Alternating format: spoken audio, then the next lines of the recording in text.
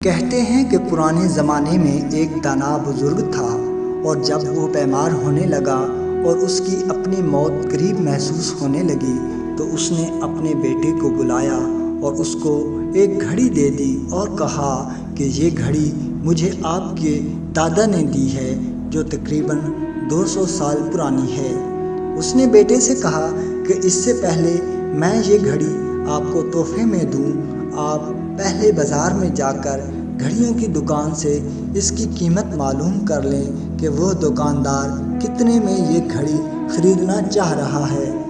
بیٹے نے گھڑی لی اور دکاندار کے پاس گیا اور قیمت معلوم کر کے اپنے والد کے پاس واپس آیا اور بتایا کہ دکاندار اس گھڑی کو 500 روپے میں خریدنے کو تیار ہے کیونکہ یہ ایک پرانی گھڑی ہے۔ والد نے پھر کہا کہ جاؤ اور کسی ہوٹل والے سے اس کی قیمت معلوم کرو۔ بیٹے نے باپ کی بات مان لی اور ہوٹل والے سے بھی قیمت معلوم کر کے واپس آیا اور والد کو بتایا کہ ہوٹل والا 1000 میں خریدنے کو تیار ہے۔ والد نے پھر کہا کہ اب جاؤ اور کسی عجائب گھر والوں سے اس کی قیمت معلوم کر کے واپس آؤ۔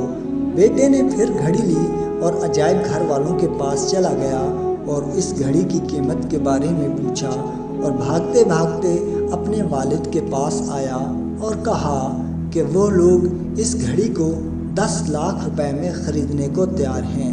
تب والد نے کہا کہ دیکھو بیٹے، میں تمہیں یہ سمجھانے کی کوشش کر رہا تھا کہ صحیح جگہ پر آپ کی قدر ہوتی ہے، آپ کو اہمیت اور عزت دی جاتی ہے۔